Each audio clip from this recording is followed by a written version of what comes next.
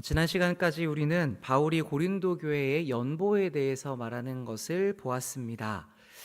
한 달 정도 시간이 지나서 거의 기억이 나시지 않을 것 같은데, 저희가 연보에 대해서 나눈 말씀이 한 2장에 걸쳐서 있기 때문에 꽤 내용이 많았어요. 그래서 오늘은 앞부분에서 잠깐 그 내용을 정리하고 다음으로 넘어가려고 합니다.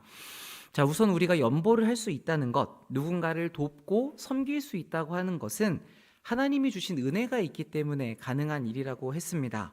그리고 이 은혜는 물질적으로 우리가 받은 것뿐만 아니라 예수님이 보여주신 길을 따라서 나에게 있는 것으로 다른 사람을 섬기겠다고 하는 우리 마음의 변화도 포함이 된 것이죠. 내 안에 그 마음을 주셨기 때문에 우리가 억지로 누군가를 돕지 않고 내 자유로 예수님을 따르는 길을 선택할 수 있게 되었습니다. 자, 더불어서 바울이 잠시 멈추었던 이 연보의 사역을 다시 지속하자고 고린도 교회를 독려했던 것은 그렇게 성금을 좀 더 많이 모아서 가지고 가겠다가 아니라 이 과정이 성도들에게 하나님의 마음을 더 알고 예수님을 본받는 훈련이 되기 때문이었죠. 자, 그래서 결국 연보에서 시작한 이야기가 어디까지 깊어지게 되었습니까? 우리가 얼마를 모아서 이번에 도웁시다 정도가 아니라 이런 어떤 일적인 표면에 머물지 않고 이 섬김을 우리가 왜 해야 하는지, 여기에 어떤 하나님의 마음이 있었는지를 이해하는 데까지 갔습니다. 그게 무엇이었는가 하면 넘치는 것으로 부족한 부분을 감당하는 이 하나님의 균형을 이루는 방식이었죠.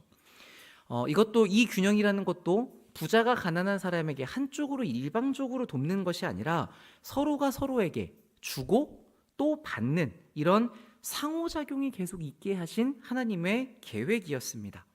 이 하나님의 일에 우리 한 명 한 명이 다 동참하고 쓰임을 받는 것이었죠. 자, 이런 관점을 가지고 우리가 어떤 섬김을 하거나 구제를 하거나 헌신을 할 때 우리는 보다 하나님의 뜻을 제대로 따를 수 있게 됩니다. 그러니까 여러분이 하나의 일을 한 번 하더라도 더 정확하게 바르게 할 수 있는 것이죠. 자, 그러면 이렇게 우리가 하나님의 말씀을 바로 알고 순종했을 때 어떤 일이 따라오게 됩니까? 우리는 보통 이제 작정해서 뭔가 구제를 합시다라고 하면 얼마를 모아서 보내면 그것으로 끝이라고 생각을 합니다. 그렇게 정없게 싹둑 잘라버리는 건 아니지만 우리가 힘쓰던 일이 이제 끝났기 때문에 내 손을 떠났으니까 여기까지라고만 우리는 보기 쉬운데, 바울은 그 구제, 그 연보가 이 뒤에 어떤 일을 만들어내는지까지도 설명을 해주었죠. 우리를 통해서 시작되었던 그 한 가지의 일이 파장을 일으키게 됩니다. 먼저는 이 구제를 받는 사람들이 하나님께 영광을 돌린다고 이야기를 했죠. 그리고 그 사람들이 섬겨준 우리를 기억하면서 우리를 위해 기도하며 하나님께서 우리들에게 얼마나 큰 은혜를 주셨기 때문에 이들이 그 사랑을 여기까지 흘려보내는가, 그렇게 여기면서 우리를 더 사랑하게 된다고 이야기했습니다. 근데 여기서 이제 단지 우리는 생각할 때 누가 도와주면 고맙잖아요. 그러니까 저 교회에서 우리를 도와줬구나, 너무 고맙다, 사모한다, 이런 식의 표현이 아니라 이 교회가 하나님의 은혜를 제대로 받은 사람이라는 걸 확인할 수 있어서, 그래서 하나님을 아버지로 섬기는 같은 형제라는 것을 알기 때문에 더 사모할 수 있게 되는 것이죠. 그러니까 이렇게 하나님께 영광 돌리고 이웃을 사랑하는 일이 더 풍성해지게 됩니다. 이걸 좀 더 일반적으로 보면 한 가지 선행이 훨씬 더 많은 선을 만들어내게 되는 것입니다. 자, 우리는 세상에서 한 가지의 악이 얼마나 더 많은 악을 만들어내는지를 자주 보게 됩니다. 누군가가 나쁘게 했을 때 참지만 결국 참지 못해 화를 내고, 그러면 그 화를 낸 일 때문에 다시 다툼이 벌어지고 주변 사람들이 거기에 동참하고 모두가 더 안 좋아지는 상황으로 넓어지는 것을 보게 되는데, 여러분 뒤집어서 보시면 사실 이런 작동 방식은 선에 있어서도 마찬가지입니다. 하나님이 우리에게 주신 은혜를 우리가 헛되게 만들지 않고 선용하게 되면 그 섬김이 더 많은 은혜를 만들어내게 되고 하나님께 더 많은 영광을 돌리는 일로 확장될 수 있는 것이죠. 이런 그림 안에 우리가 놓여있고 신앙생활을 하고 있는 것입니다. 자, 그럼 여러분, 이 생각을 우리가 좀 더 넓혀 본다면 이러한 원리는 단지 구제에서만이 아니라 우리가 하나님의 마음을 알고 그분에게 순종하는 모든 영역에서 똑같이 작동한다고 볼 수 있는 것이죠. 하나님이 나에게 주신 은혜로 우리가 바르게 일하게 되면 더 많은 은혜로운 일들이 생겨난다는 것입니다. 하나님이 더 많이 영광을 받으십니다. 자, 그래서 우리는 이 부분에서 내 삶의 가치가 내가 생각했던 것보다 훨씬 더 크고 중요하다는 결과에 도달하게 되죠. 우리가 하는 작은 하나의 행동이 더한 선을 만들기도 하고 더 많은 악을 만들어낼 수도 있기 때문입니다. 따라서 이 내용을 깨달은 사람은 내가 어떤 생각과 어떤 말과 어떤 행동을 할 것인지 하나님 앞에서 내릴 선택에 대해서 더 신중해지게 되는 것이죠. 이 한 번의 결정이 어떠한 연쇄작용을 일으켜서 내 주변과 내 공동체에, 세상에 어떤 종류의 영향을 어디까지 미치게 할지 알 수 없기 때문입니다. 그러니까 우리는 다시 말하면 그런 영향력을 가지고 있는 사람들이라는 것이죠. 그러니까 여러분은 사실 이 세상을 지배하고 있는 사단의 입장에서는 되게 불편한 존재입니다. 자기 뜻대로 죄악 중에서 모든 것을 지배하며 악으로 악을 거대하게 만들어 가고 있는데 여기에서 우리의 존재가 변수로 작용하기 때문이죠. 우리가 택하심을 받아서 예수님의 사람이 되어버리는 바람에 우리가 이 땅에서 선을 행할 수 있는 능력을 갖게 되었습니다. 그러니까 이렇게 보면 사단이 우리를 주목하고 공격하고 방해하는 건 어떻게 보면 당연한 일이라고 할 수 있는 것입니다. 그러니까 그래서 입장을 바꿔보면 우리는 사단이 되게 우리를 공격하고 우리가 거기에 저항한다고 생각하지만 반대로는 사단도 빛의 자녀인 우리에게 열심히 저항하고 있다고 생각해 볼 수 있는 것이죠. 그러니까 이걸 우리가 분명하게 알아야 우리 스스로 내 삶을 작게 여기지 않을 수 있습니다. 우리는 살면서 자주 생각한단 말이에요. 지금 내 삶을 봐라. 내가 일상에서 이거 하나도 제대로 못하는데 내가 무슨 하나님을 위해서 큰 일을 할 수 있겠는가? 내가 어떻게 그런 일들로 하나님께 영광을 돌릴 수 있겠는가 생각하는데 여러분 이런 속임수에 넘어가시면 안 됩니다. 그게 다 우리를 속이고 우리를 작아지게 만들어서 우리가 아무것도 움직일 수 없게 만들려는 사단의 속임수이기 때문이죠. 우리가 하나님께 영광을 돌리는 일은 여러분 잘 생각해 보시면 나의 어떠함으로 만들어내는 것이 있습니까? 사실은 우리의 어떠함으로 하나님께 영광 돌리는 일은 거의 없습니다. 이건 다 하나님의 대단하심으로 말미암아 가능해지는 일이죠. 그러니까 앞에서 보신 것처럼 은혜의 행동이 은혜를 낳는다면 여기서 우리가 하는 것이 무엇이 있습니까? 우리는 은혜를 받을 뿐이고 우리가 그걸 가지고 전달했을 때 거기에서 또 하나님이 일하셔서 은혜를 만들어내시는 것인데 그러니까 다 하나님이 하시는 것이고 우리의 어떤 잘남과 대단함이 드러날 자리가 없단 말이에요. 그런데 이 과정 안에서 딱 한 부분 우리의 역할이 있습니다. 그게 무엇입니까? 말씀으로 하나님의 뜻을 깨달았을 때 우리가 그 말씀에 순종하는 것입니다. 그렇게 우리가 순종이라는 역할을 하기만 하면 나머지는 하나님께서 자신의 일을 하시는 것이죠. 그렇다면 우리가 집중할 부분은 이 한 가지입니다. 내가 얼마나 큰 일을 할 능력이 있느냐, 내가 얼마나 대단한 것을 해낼 것이냐가 아니라 하나님께서 말씀하신 여기에 내가 지금 순종할 것인가. 그게 하나님께 영광을 돌리는 삶이고 사단이 우리를 두려워하는 영향력이고 그래서 매번 우리에게 놓치게 만들고 흐리게 만들려고 하는 부분이죠.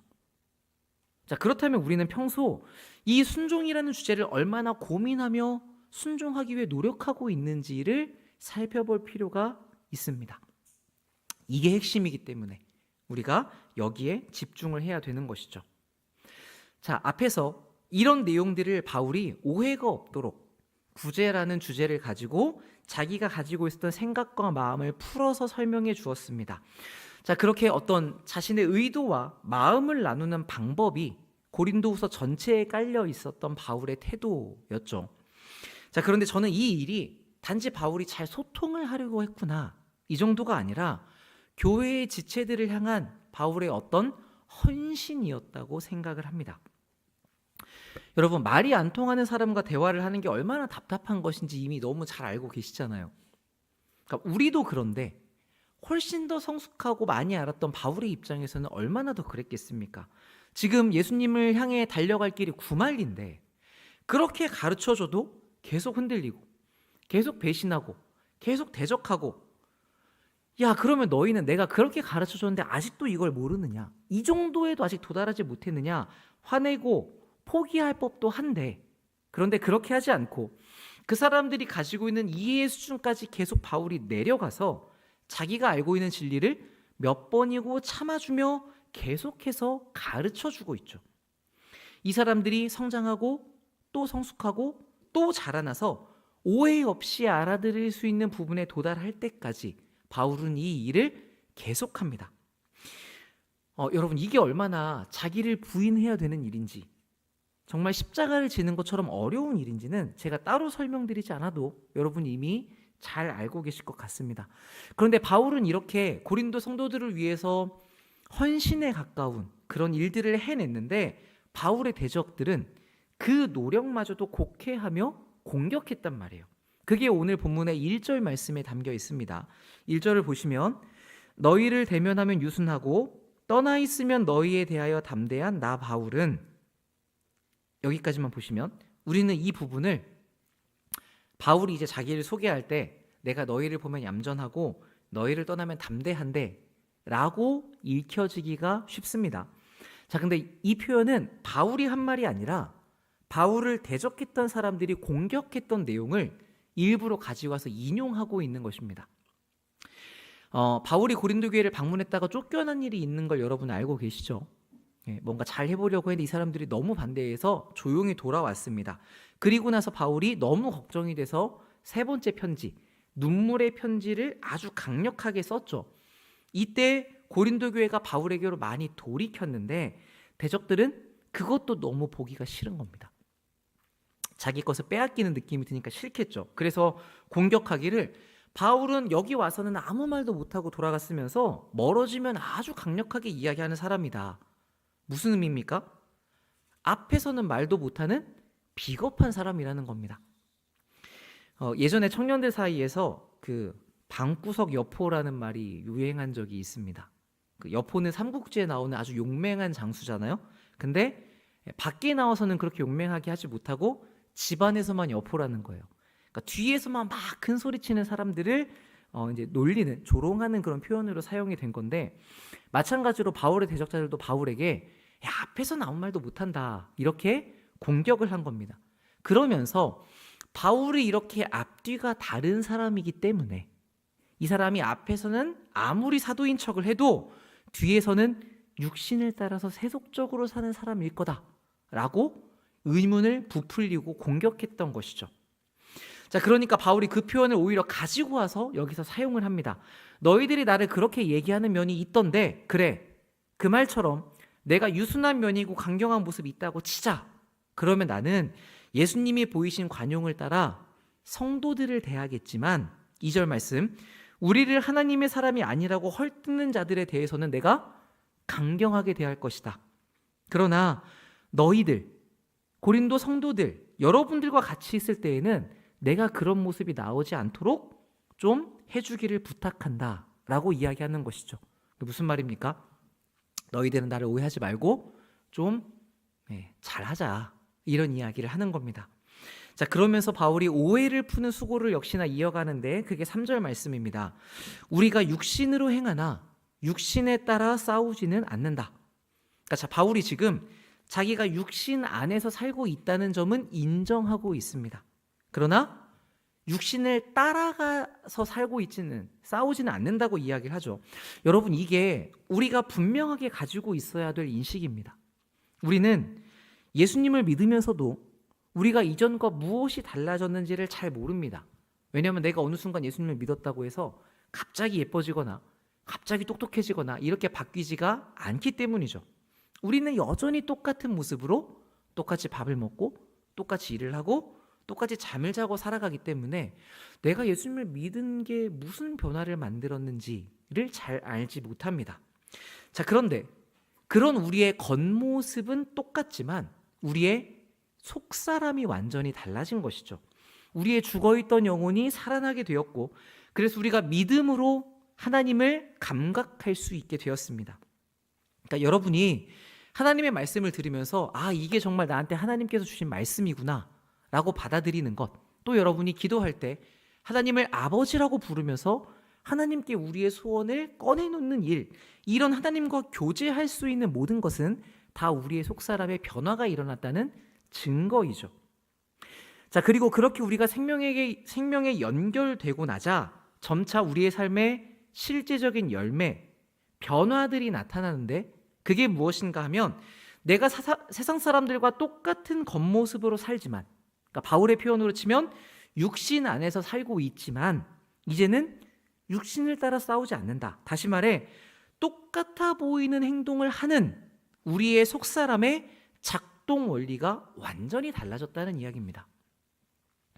그 예가 무엇이 있었습니까? 우리가 나눈 말씀 중에 대표적으로 우리 삶의 목적이 있죠. 사람들은 모두 다 자기를 위한 목적을 가지고 살아갑니다. 그런데 우리는 똑같은 모습으로 사는 것 같지만 왜 살아가고 있습니까? 우리는 하나님의 영광을 위해서 살아가고 있죠. 그러니까 이렇게 그 중심 원리가 완전히 달라졌습니다. 그러니까 이런 식으로 우리가 이미 여러 주제에 대해서 다뤄왔죠. 일하는 것에 대해서는 우리가 더 이상 먹고 살기 위해 땀 흘려야 되는 저주여서가 아니라, 저주가 다 해결받은 우리는 하나님의 창조의 능력을 드러내는 방식으로 일한다고 이야기했습니다. 에덴에서 아담이 했던 것처럼요.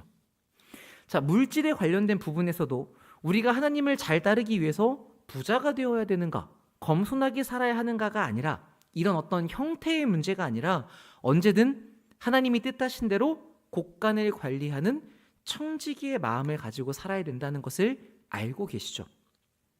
자, 결혼도 요즘처럼 춤추고 즐기면서 스포트라이트를 자기들이 받는, 자기들이 주인이 되는 일이 아니라 하나님이 주인이 되셔서 그 영혼을 맺어주시는 가장 깊은 인격적 연합인 것을 우리가 압니다. 이거는 삼위 하나님이 하나로 존재하시는 그 사랑의 방식을 우리에게 경험하도록 주신 사랑의 극치라고 할 수 있죠. 또 죽음도, 세상의 모든 사람은 다 끝과 슬픔이라고 생각하지만 우리는 영원한 영광으로 들어가는, 영화롭게 되는 과정이라는 걸 알고 있습니다. 그러니까 이런 식으로 우리는 세상 사람들과 다 똑같은 모습으로 살아가지만 이 안에 전혀 다른 하늘의 원리를 가지고 살아가는 것이죠. 복음이, 진리가 이렇게 우리의 삶의 모든 것을 이해할 수 있도록 밝혀줍니다. 여러분, 이러한 것들을 우리가 기독교적 세계관이라고 말합니다. 기독교, 복음이 밝혀주는 관점이라는 것인데, 그래서 우리는 내가 지금 이 세상을 살고 있는 원리가 이전과 달라졌는가, 우리의 의도와 동기가 하나님과 어떻게 관련되어서 이 일을 하고 있는지를 살펴볼 필요가 있는 것입니다. 그렇지 않다면 우리의 어떤 행동이 하나님과 연관되어서 이 진리 위에서 행동하는 것이 아니라 세상의 방식과 세상에서 내가 익힌 것으로 움직이고 있다면 우리는 여전히 세상을 따라가는 방식으로 살고 있다고 이야기할 수 있는 것이죠. 자, 그래서 이야기가 이렇게 진행이 되기 때문에 결과적으로 거듭난 사람의 싸움은 육신의 정욕을 따라 싸우는 세상적 싸움과는 같을 수가 없게 됩니다. 여러분, 이 말 이해되십니까? 네. 당연한 얘기죠. 우리는 하늘의 원리를 따르고 있기 때문에 세상의 방식이 아닌 하늘의 방식의 싸움으로 다를 수밖에 없습니다. 자, 이 점에서 이제 우리가 그러면 나는 지금 어떤 싸움을 싸우고 있는지를 돌아보아야 됩니다. 요즘 여러분이 싸우고 계시는 주제는 무엇입니까? 내가 사회적 체면과 지위를 유지하는 것, 내 자존심을 다치지 않는 것, 내가 경제적 자유를 누리는 것, 내 아이들이 크게 성공하는 것, 또는 우리가 마음의 안정을 찾거나 건강을 유지하는 것, 우리가 마치 너무나 중요하게 모든 것을 걸어서 싸우고 있는 싸움들이 있을 텐데, 그리고 그게 각자마다 다르실 텐데 여러분이 지금 싸우고 있는 그 싸움은 육신을 따라 싸우는 싸움입니까? 아니면 또 다른 싸움입니까? 이거를 분별하셔야 되는데 여기에 오늘 바울의 고백이 큰 도움이 됩니다. 우리 4절 말씀을 같이 한번 읽어보겠습니다. 시작. 우리의 싸우는 무기는 육신에 속한 것이 아니요 오직 어떤 견고한 진도 무너뜨리는 하나님의 능력이라. 아멘.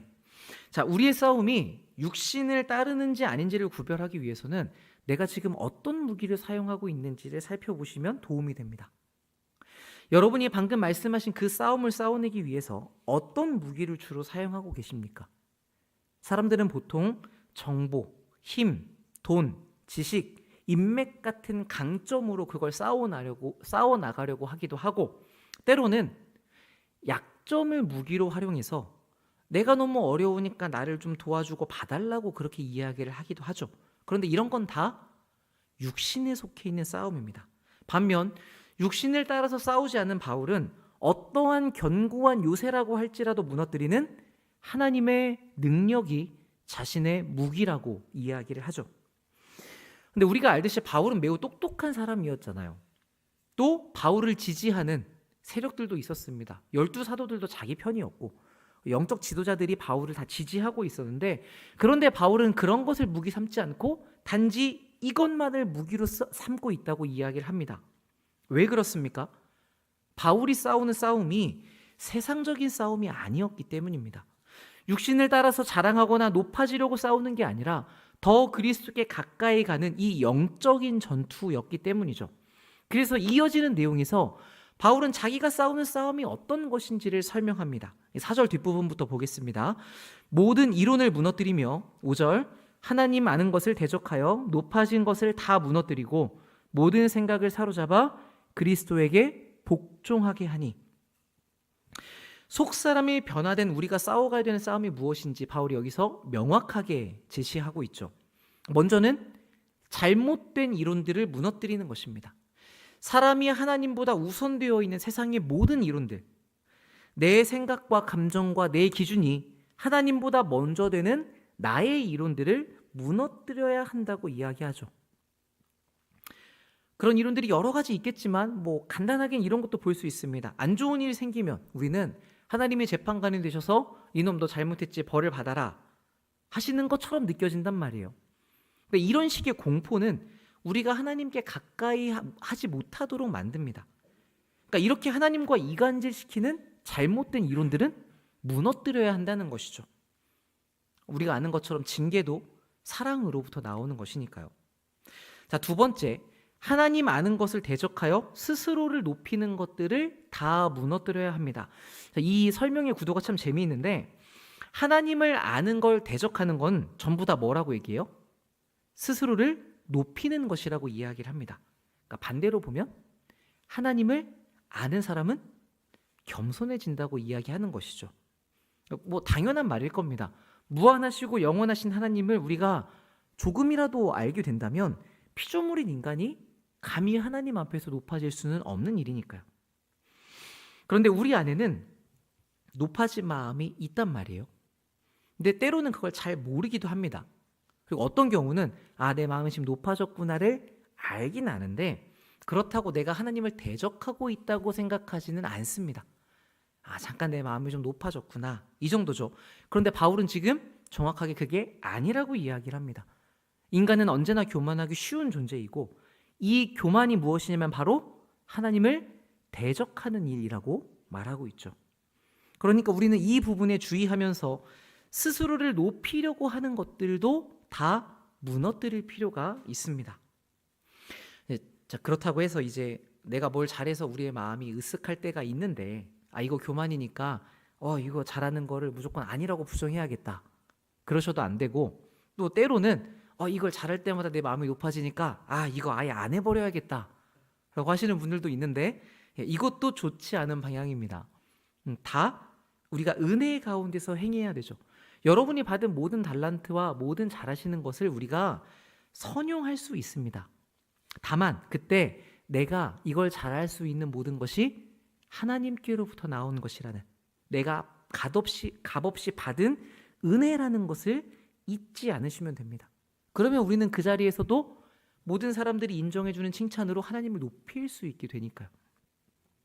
그러니까 여기에 주의해서 우리가 낮은 마음을 유지할 수 있다면, 그러면 더 풍성한 감사와 유익을 누릴 수 있는 것이죠. 자, 세 번째, 바울은 이렇게 확실한 목적이 있는 전투를 함으로써 최종적으로 모든 생각이 그리스도께 복종되는 승리에 도달하고자 했습니다. 이게 바울이 싸우는 싸움이었죠.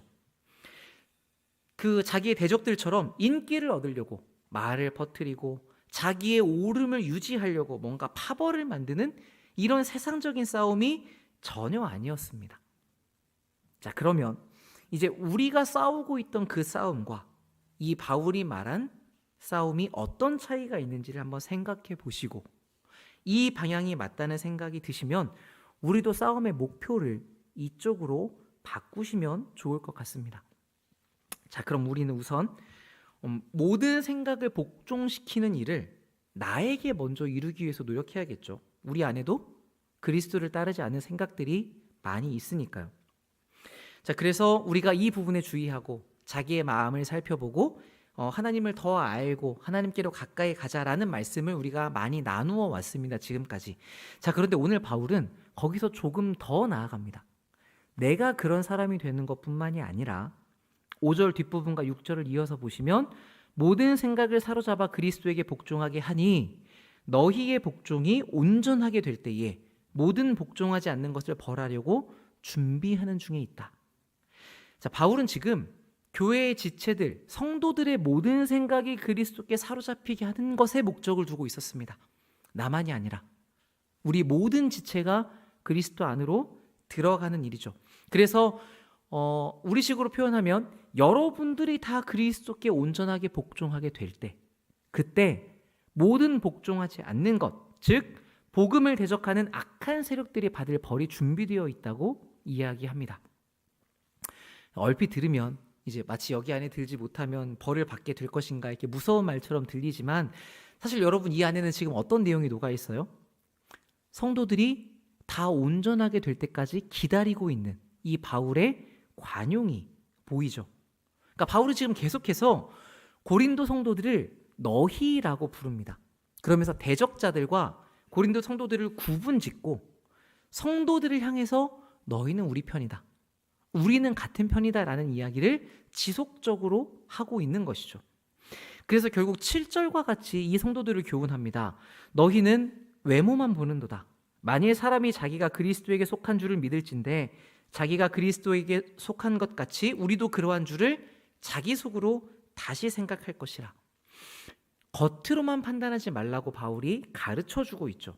왜냐하면 8절, 지금 그 사도의 사명을 받아 이 일을 하고 있는 것은 성도들을 무너뜨리려고 하는 것이 아니라 세우려고 하는 것이기 때문입니다. 그럼 여기서 여러분이 약간의 충돌이 있으실 수 있습니다. 왜냐하면 앞에서 바울이 분명 뭐라고 얘기했어요? 그들의 잘못된 이론을 무너뜨려야 된다고 이야기를 했잖아요. 그런데 왜 여기서는 너희를 무너뜨리는 것이 아니라 세우려고 한다고 이야기를 하고 있는 것일까? 내가 세운, 나만이 가지고 있는 잘못된 이론들이 무너져야 우리가 하나님을 아는 진리 안에서 제대로 세움받을 수 있기 때문입니다. 그래서 우리가 계속해서 나의 생각들, 나만의 이론들을 무너뜨리려는 쪽으로 가야 되는 것이죠. 혹시 여러분은 지금까지 인생을 살아오시면서 여러분이 가지고 살던 논리와 생각이 완전히 무너져 보신 경험이 있으십니까? 저는 몇 번 그랬던 기억이 있는 것 같아요. 제가 지금까지 이게 맞다고 생각하고, 심지어 저는 사역을 했으니까 그 방향으로 말씀을 가르쳤고 그렇게 지도를 해왔는데, 어느 순간 내가 가르친 게 틀렸다가 아닌데 이게 전부가 아니라 그 다음이 있구나, 그러니까 내가 여기까지만 말하는 게 잘못되었구나라는 걸 깨달은 적이 있습니다. 그런 경우는 진짜 인생 전체가 약간 무너지는 느낌이 들어요. 그 기준을 가지고 내가 평생을 노력하고 살아왔는데 여기 와서 이게 아니라면, 이게 무너져 버리면 그동안 내가 공들이고 쌓아왔던 인생은 무엇이 되는가? 마치 나라는 사람이 의미를 잃어버리는 것처럼 그렇게 회의감에 크게 밀려오거든요. 그런데 우리가 멋진 집을 지으려고 한다면 엉망으로 지어져 있는 폐가를 계속 그 자리에 둘 수 없는 것처럼 새 것을 위해서는 옛 것을 다 부수고 땅을 갈아엎어야 될 필요가 있습니다. 그래서 예수님께서 새 포도주는 새 가죽 부대에 담아야 된다고 이야기를 하시는 것이죠. 그래서 하나님도 여러분들을 한 차원 더 업그레이드 하실 때에, 신앙의 차원을 높여 가실 때에 이전의 것들을 허물고 새롭게 세우시는데, 그때 우리가 두려움을 느낄 수 있단 말이에요. 그럼에도 피하기보다는 지금 하나님의 이 무너뜨리심이 나를 더 아름답게 지어가시는 과정이구나라는 걸 알고 순종하며 따라가고자 하는 노력을 기우실 필요가 있습니다. 근데 이걸 우리가 네 글자로 뭐라고 이야기합니까? 이걸 우리가 자기 부인이라고 이야기하는 것이죠. 내가 알고 있던 모든 것들이 부인되어야 하는 때. 여기까지 바울은 고린도 성도들에게 나는 너희를 세워주려고 하는 사람이니까 걱정 말아라, 그렇게 안심을 시킵니다. 그런데 그 뒤에 대적들을 향한 경고도 잊어버리지 않죠. 10절 말씀입니다. 그들의 말이 그의 편지들은 무게가 있고 힘이 있으나 그가 몸으로 대할 때는 약하고 그 말도 시원하지 않다 하니. 11절 이런 사람은 우리가 떠나 있을 때에 편지들로 말하는 것과 함께 있을 때 행하는 일이 같은 것임을 알지라. 자, 바울은 분명히 성도들에게는 지금 관용하고 대적자들에게는 강경하게 대하고 있지만 그럼에도 이 악한 자들을 향해서도 오해를 바로잡고 돌이킬 기회를 제공하고 있습니다. 우리가 너희가 하는 생각과 다르다는 걸 알아야 된다. 몇 사람들이 바울에 대해서 말했죠. 글은 힘이 있고 좋지만 앞에서는 영 시원치 않다.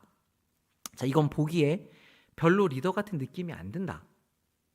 이런 이제 육체적인 것에, 보이는 것에, 세상적인 가치에 대한 평가였죠. 그런데 바울은 만약 그렇게 말하는 사람이 있다면 우리가 편지로 말하고 있는 내용과 우리가 너희를 대면할 때 하는 일이 같은 것이라는 점을 알아야 된다고 이야기를 합니다. 여러분, 이게 무슨 뜻입니까? 바울이 고린도 교회를 왔을 때에는 조용히 있다가 그냥 돌아갔잖아요. 참고. 그런데 그게 말을 못하고 비겁하고 용기가 없어서가 아니라 바울이 정말 편지를 통해서 말했던 것처럼 그 지체들을 얼마나 사랑하는지를 거기서도 보여주었다는 이야기인 것이죠. 같은 내용의 사역을 바울이 유순하게도 강경하게도 하고 있다는 것입니다. 자, 그러면 여기서 발생한 문제는 바울에게 있는 게 아니에요. 바울은 같은 사역을 계속 해왔으니까. 문제는 어디에 있습니까? 대적자들이 바울에게서 그 사역의 내용을 못 보고 있다는 것이 문제였던 것이죠. 그래서 오늘 이 마지막 교훈을 여러분이 꼭 명심하고 돌아가시면 좋겠는데, 우리도 겉을 보느라 속을 보지 못하는 때가 참 많이 있습니다.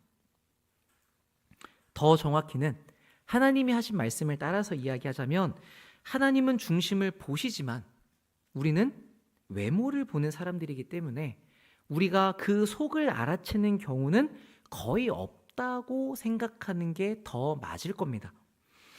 따라서 우리는 언제나 무엇을 노력해야 돼요?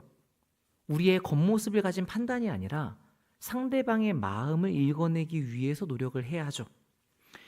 저렇게 표현했다면, 저렇게 행동했다면 당연히 이런 거 아니야? 속단하지 말고 그게 내 오해일 수 있다는 생각을 하면서 물어보고 들을 수 있는 마음을 준비하셔야 됩니다. 또 이걸 우리가 반대로 적용해 본다면, 내가 누군가와 대화를 할 때 내 마음이 어떤지를 명확하게 알고 지혜로운 말로, 오늘의 바울처럼 그 말을 전달하기 위한 노력을 기울일 필요가 있다가 되겠죠. 물론 이미 다 해보셨으니까 아시지만 이 둘 다 쉽지 않은 일입니다.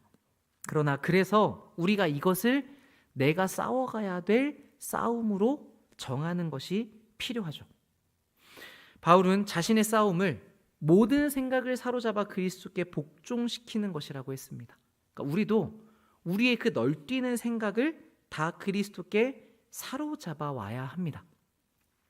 스스로 높아져서 우리가 판단자가 되고 그렇게 하나님을 대적하는 사람이 될 것이 아니라 하나님의 능력이신 성령님을 무기로 삼아서, 하나님, 제가 이런 생각이 드는데 이게 저만의 생각과 저만의 이론인 줄도 알고 있습니다.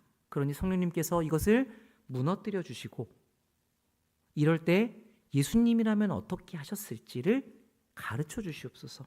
그렇게 내 생각이 온통 그리스도께 복종되는 쪽으로 가는 일이 있기를, 그래서 여러분들이 그 과정에서 그리스도를 더 많이 알고 더 경험하여 그리스도로 가득 차는 삶이 되었으면 좋겠습니다. 네, 여러분 이 첫걸음부터 결단하시고 기도해 가시는 그런 복된 인생을 걸어가시기 바랍니다. 아멘.